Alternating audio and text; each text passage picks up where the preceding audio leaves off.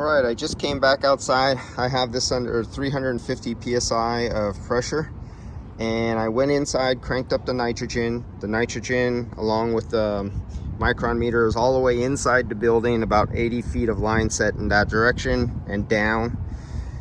And when I came back out here, you see those bubbles right there? Well, I don't have the Schrader course because this is a good example of a test where, watch this.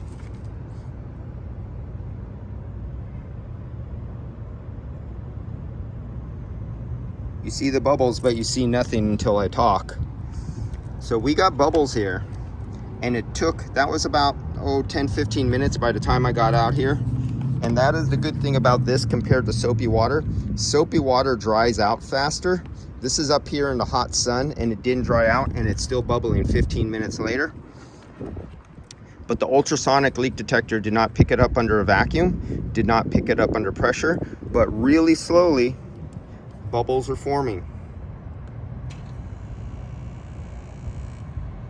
So this is a leak where bubbles did better in this particular scenario. Under these particular circumstances, the bubbles did better than this. Now, would a refrigerant leak detector possibly figure, or a hydrogen leak detector? Probably, because the bubbles would be filled with hydrogen, and if I pop one, a leak detector would pick it up. But as of right now, the leak detector is picking up nothing, but bubbles are forming.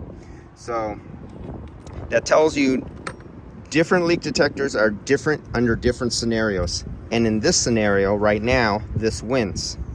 But remember, I intentionally left the valve core out of there. It's only sealing by the rubber gasket. That means if you had a bad valve core in there and you didn't know it, the gas would bypass the valve core stem, go into cap, and you rely on that rubber gasket in there, and it leaks past the rubber gasket, and you end up with those leaks. All right, that's just a learning lesson.